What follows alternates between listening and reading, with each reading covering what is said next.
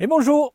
Donc aujourd'hui, épisode sur l'élevage cellules royales que l'on met dans les ruches. Donc on voit ça en image. Je lance l'intro comme d'hab et on se retrouve.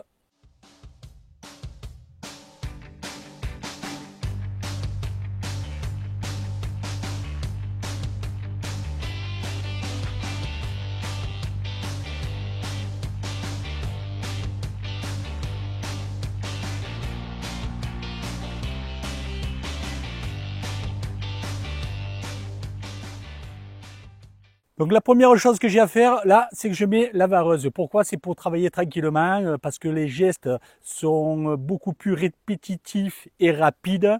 Donc les abeilles, on les secoue un petit peu en travaillant comme ça.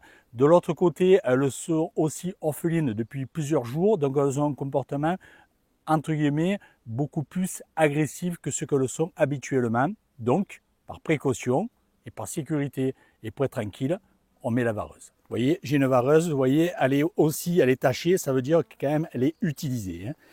Suivant ce que je fais au rucher, je suis bien obligé de la mettre. Et là, ce que l'on va faire, on va aller regarder s'il y a des cellules royales qui ont été construites sur ces ruches où j'ai retiré des cadres pour créer un essaim. Et donc, elles sont orphelines. Donc, le but de la colonie, c'est de créer des cellules royales pour refaire une reine. Mais quand moi j'en amène, je vais supprimer les cellules royales. Sinon, les miennes vont être détruites par la colonie. Voilà.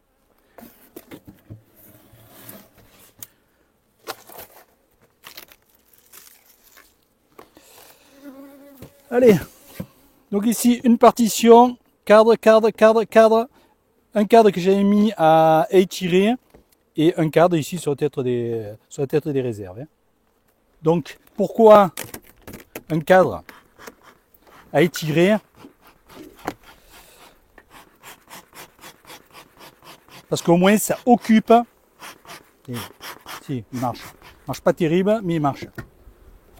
Je sais pas ce que vous devez entendre.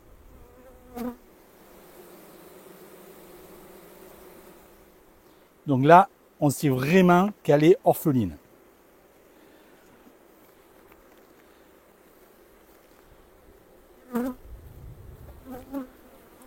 Donc ici, hop, c'est pas la peine de contrôler, c'est de la nourriture.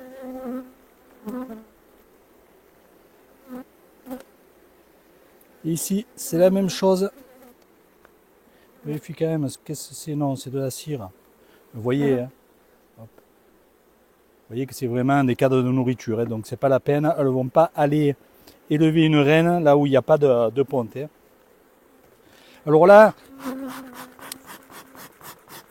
il faut pas hésiter. Vous voyez, ça fume pas fort, hein, moi. Hein, donc il faut pas hésiter de les enfumer. Après, il faut pas les mettre dans un nuage de fumée où elles ne peuvent pas respirer, les pauvres. Hein. Donc ici, il y a du couvain. De l'autre côté, c'est la même chose. On voit une esquisse de cellule royale ici aussi. Donc, il y a deux façons de faire. La façon douce, hein, qui est de regarder en bougeant les abeilles, de regarder, voilà. Et ça, je supprime.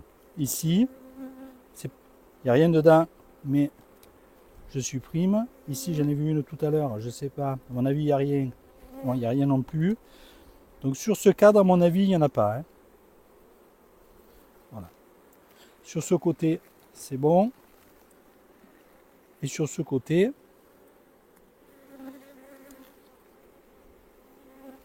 c'est pas pondu. Ça non plus.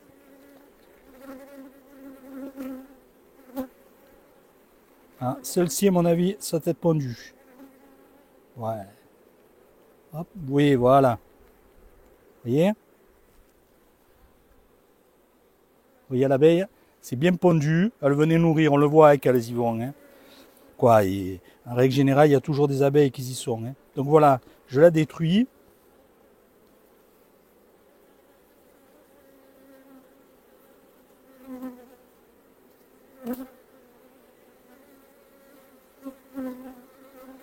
Celui-là, c'est bon aussi.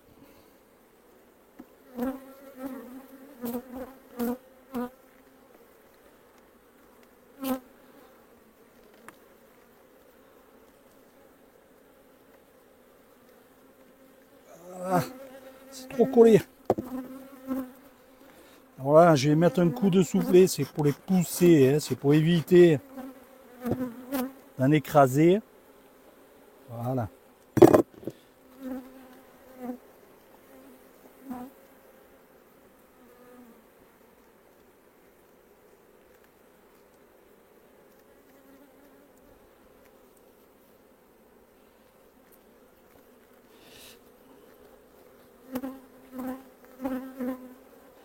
Là. Donc ça, je regarde pas, mais j'enlève dans les angles, hein, supprimer machinalement. Hein. Perdez pas votre temps à regarder si c'est pondu, pas pondu. Là, il vaut mieux en enlever plus, même si c'est une cellule de sûreté qui n'est pas utilisée, même si vous la supprimez, c'est pas grave. Hein. Non, ce côté, il n'y a rien.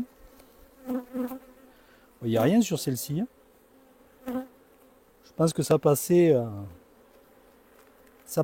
en mettant directement la cellule, hein, sans la contrôler. Mais bon. Alors ça, on va dire que c'est la façon douce de contrôler. Vous voyez ? Machinalement, tout ce qui est sur les côtés, sur le bas, dès que je vois, je supprime. Hein. Je ne regarde pas, je ne perds pas mon temps à regarder. Donc, je remets le cadre. Vous voyez que je les décale, les cadres, vers l'extérieur. Vous allez voir après pourquoi. Hein. Ça, c'est le cadre qui a été rajouté, donc il n'y a rien dessus. Hein. Ça, c'est certain. Ne l'ont pas touché. Alors j'en ai, hein, ce que j'en ai contrôlé ce matin, là j'en ai laissé que 2, hein, où elles sont complètement étirées, les cadres, c'est complètement étiré, et certaines qui ne les ont pas du tout touchées. Mais au moins, ils sont prêts, donc nourriture et nourriture, donc là, c'est pas possible qu'il y en ait. Donc, ici, pour rappel, nourriture.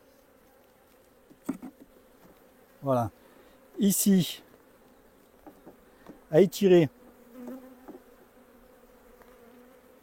Ici, couvain.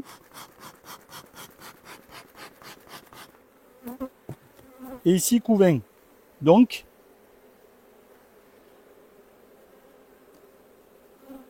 là, la cellule, va se retrouver ici, au milieu de ces cadres, pour être élevée. Donc voilà, hein, la cellule est dans un protège cellule. Hein.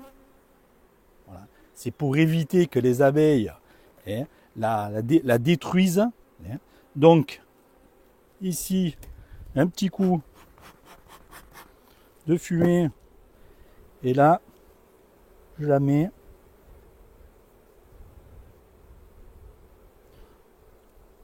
Alors vous n'êtes pas obligé de faire comme moi et d'aller mettre les mains dans les ruches. Vous pouvez sortir le cadre et le faire. Hein. Mais comme moi, je vais vous montrer comme je travaille. Je suis habitué à faire comme ça. Je ne dis pas que c'est la solution, qu'il faut faire comme ça. Parce que chacun, et en fonction du nombre que vous avez à faire, vous n'allez pas faire du tout de la même façon. Hein. Donc là, je vois ma cellule. Hein. Ça risque rien. Déjà, il faudrait que je remette les câbles comme il faut. Vous voyez, en discutant, hop, on fait des bêtises. Donc voilà, là, il est bien mis. Celui-là, il est bien mis. Elle est bien entre les deux cadres. Elle est bien serrée. Elle ne risque pas de tomber. Et elle est au couvain, dans le couvain. Donc logiquement, c'est là où on va retrouver les abeilles les plus jeunes, entre guillemets, donc les plus dociles, qui devraient plus facilement accepter la reine qu'elle va sortir. Mais enfin, Si elles ont décidé de la tuer, vous pouvez la mettre là où vous voulez, dans le miel, certains vous disent qu'il faut la mettre dans le miel, etc. Tout marche, hein, du moment qu'elles veulent l'accepter. Du moment qu'elles ont décidé de ne pas la garder, vous pouvez la mettre où vous voulez. Ça ne sera pas pris en charge. Donc, maintenant, bon coup de fumée, c'est pour éviter de les écraser. Alors là, c'est pas pour... Je fais pas de nettoyage. Hop, pardon. Je fais pas de nettoyage, je fais rien. Hein. Là, c'est les cellules. Voilà. Je remets en place.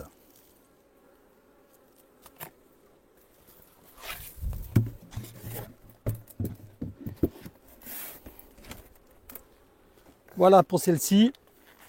On passe à la seconde pour voir si c'est le même cas de figure ou pas.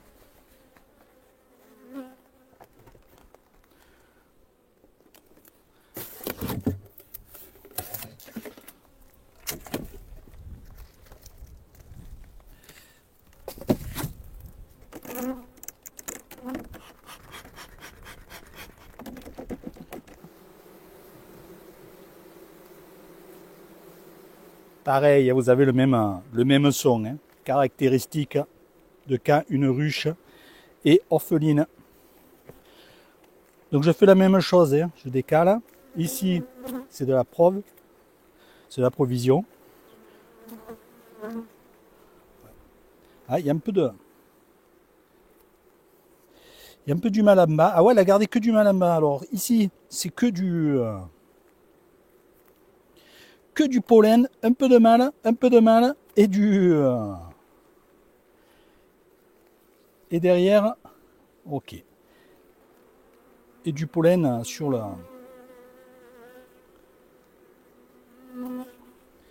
Alors, l'arrière, c'est du... Pardon, hein, je ne vais pas montrer. Mais c'est du miel et du pollen. Donc ici, un peu de... C'est pareil, beaucoup de pollen, un peu de couvain. Alors là, je vous ai montré tout à l'heure la façon délicate. Maintenant, on va voir la façon qui est moins belle, hein, mais je vous la montre. Là, on secoue, voilà. Et on voit plus rapidement ce qui se passe. Donc là, il n'y en a pas. Et ici, il n'y en a pas. Voilà. Alors, suivant le nombre de ruches que vous avez à faire, regardez, ici le nectar, un secouant qui a coulé.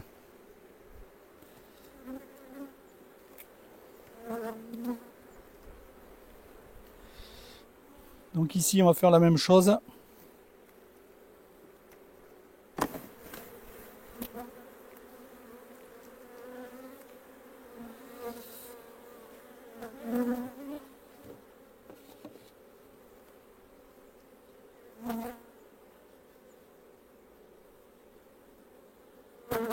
Des petites là dedans, hein.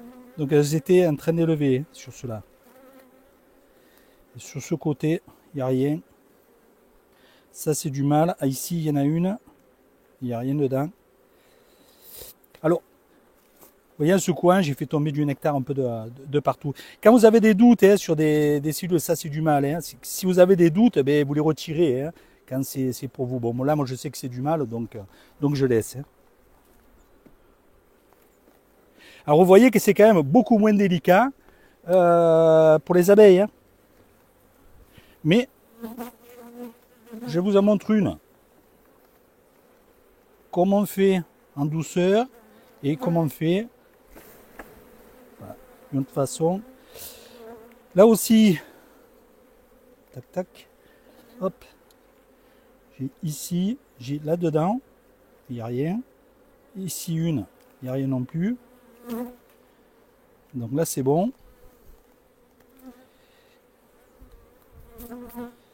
Et ici, c'est bon.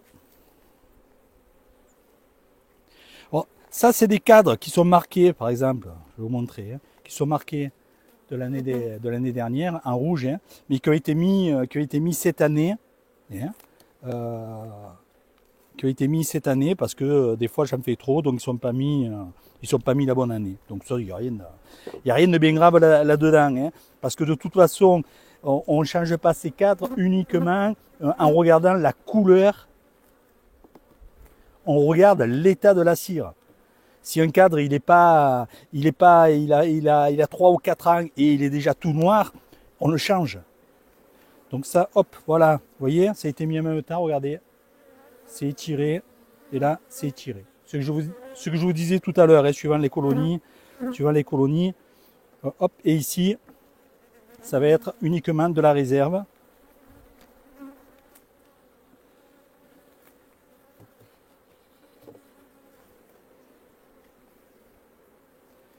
Ouais, c'est uniquement de la réserve, donc c'est pas la peine de...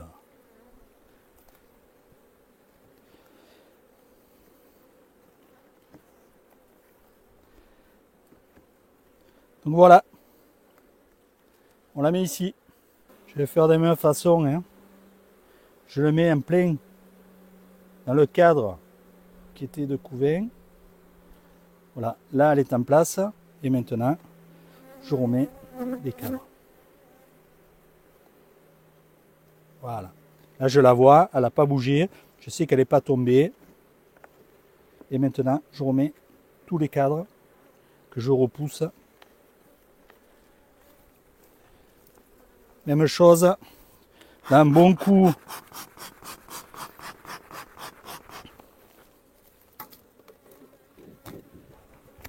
Pour les faire descendre, voilà, je fais attention de ne pas en écraser, malheureusement, hein, des fois on en écrase. Hein. Hop. Allez, voilà. Là je suis bon. Nourrisseur. Le doigt. Voilà, on vient de voir deux cas différents de comment on peut faire. Hein. Après, je sais, il y en a un qui est beaucoup plus brutal, mais que l'on se sert beaucoup quand on a énormément de ruches à faire. Hein. On ne peut pas passer une demi-heure par ruche juste pour les mettre la cellule royale. Quoi. Regardez s'il y a des cellules royales et mettre la nouvelle cellule royale. Donc on est obligé aussi malheureusement d'aller plus vite. Donc maintenant, je vais tourner la caméra. Donc voilà, je vous ai changé de vue, c'est juste pour vous montrer. Hein. Juste sur un rame, il y en a un petit peu de partout. Hein. Donc là, vous voyez que les toits ont été enlevés, ça veut dire que tout ce qui est, ça c'est tout prêt pour mettre les cellules royales. D'accord? Ça a été contrôlé, j'ai regardé s'il fallait retirer des cellules royales. Il y en a qui en avaient beaucoup, il y en a qui n'en avaient pas, ça dépend. Et j'ai déjà écarté mes cadres, donc j'ai plus qu'à mettre mes cellules royales à l'intérieur et ensuite à refermer. Je mets un gant du côté que j'ai soufflé parce qu'il est sale. Alors, il est sale, regardez. Il est plein d'apropolis et de cire. Il faut que je change. C'est du papier cache pour peinture. C'est une combine hein, que m'avait donné un abonné et c'est génial. Après, vous l'enlevez, vous en remettez d'autres et vous avez toujours votre soufflet qui est, entre guillemets, qui est propre. Donc, je fais celle-ci. Voilà, vous voyez qu'on se retrouve sur la même configuration, c'est déjà prêt, c'est écarté, j'ai plus qu'à mettre ma cellule, repousser mes cadres et à fermer. Donc ça va quand même relativement, une fois que tout est prêt, ça va quand même relativement vite. Alors vous n'êtes pas obligé de travailler comme ça, mais quand vous en avez, là j'en avais 35 sur celui-là à faire, j'en avais déjà fait une paire avant d'attaquer, de filmer, mais quand vous en avez quelques-unes à faire, c'est quand même beaucoup plus facile et c'est beaucoup plus relax à préparer parce que votre concentration, vous l'avez quand vous faites les cellules royales, vous êtes concentré uniquement pour ça de passer de ruche en ruche et de tout réorganiser de la même façon. Ça vous empêche de faire pas des oublis, mais des différences dans les ruches. Alors moi, j'aime pas trop les différences parce qu'au moins, je les organise de la même façon et je vois vite les développements s'il est similaire d'une à l'autre. D'accord? Donc, si vous en avez sur une rangée, vous en avez fait 10 et vous en avez 9 qui se développent de la même façon et une qui est en retard énormément, ça veut dire qu'il y a un problème. Ça vous signale qu'il y a un problème. Alors, vous regardez si vous n'êtes pas trompé et sinon, c'est qu'il y a un problème avec la reine, hein, tout simplement. Donc, allez, j'attaque. Voilà. j'en prends une, je prends le soufflet.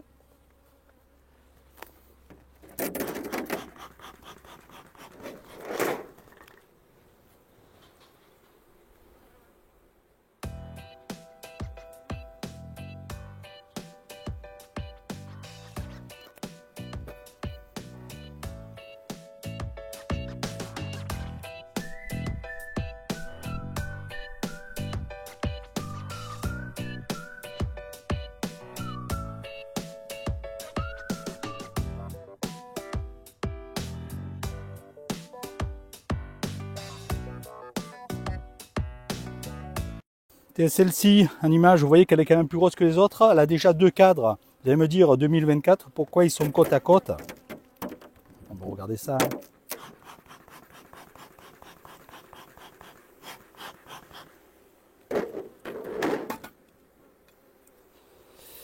Alors, ça, celui-là était déjà mis il y a quelques temps. Ouais, il n'y a pas un mois. Hein. Donc vous voyez, il est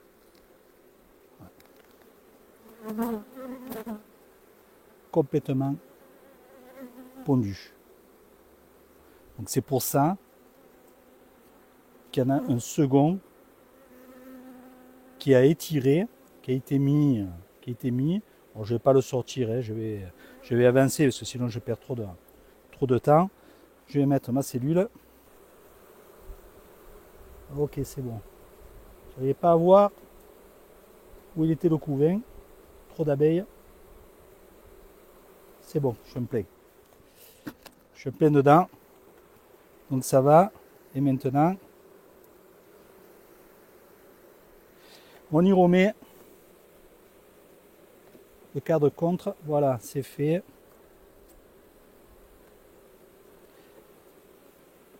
Vous voyez que même orpheline, hein, c'est pas, j'ai pas eu de piqûre encore, hein, mais je vais en prendre. Hein, il faut pas croire que je vais pas en prendre. Hein. Suivant comment on les manipule, voilà, là c'est bon. Hop, pas besoin de re-enfumer, parce que je viens d'enfumer là sur le bord, il n'y en avait pas, donc je ne peux pas les écraser. Hop, une feuille qui arrive à faire ici. Tout est introduit, la boîte est vide. Hop, il faudrait que je recharge. J'ai un autre modèle de boîte qui est beaucoup plus gros. Et j'ai aussi la possibilité, quand je mets des cellules, voilà, hop, directement des cellules qui ne sont pas encore finies d'operculer. Des fois, j'en amène quelques-unes, donc je les mets à l'arrière, comme ceci. Et hop, c'est fermé et ça risque rien. Donc voilà. Voilà la boîte que moi j'utilise pour transporter mes cellules. Donc maintenant, ça y est, tout est serruché, c'est fait. Alors là, c'est que des sœurs. C'est les greffages qui ont été faits le même jour. Et tout ce rucher sera toujours sur la base de la même F0. Comme ça, je sais que la qualité entre guillemets des rennes que je dois récupérer ici, je la connais. Donc, je vous ai parlé tout à l'heure pour vous montrer. Ici, c'est la banque à mâles. C'est là où je mets les mâles pour se rucher. Allez, je vais quitter la vareuse. Là, je la garde parce que ça tourne de partout. Je les dérange. Je les ai dérangés, je les ai secoués, vous avez vu. Donc, ça ne leur plaît pas. J'ai pas de gants, elles ne viennent pas piquer, mais vous savez, il y en a toujours une qui va venir vous piquer sur le visage. Hein. Alors bon, maintenant je suis immunisé, je gonfle plus, mais la piqûre, je la sens. Comme beaucoup d'apiculteurs, hein, on est complètement immunisé, on gonfle pas un brin, mais on sent au moment où on est piqué, ça par contre, on n'est pas immunisé contre cette douleur, Ce qui est bien aussi, parce qu'au moins ça nous rappelle qu'il faut être respectueux, même si c'est des insectes que l'on élève et que l'on vit pratiquement avec. Donc voilà, allez, c'est le mot de la fin et je vous donne rendez-vous semaine prochaine. Ciao, ciao, bonne semaine.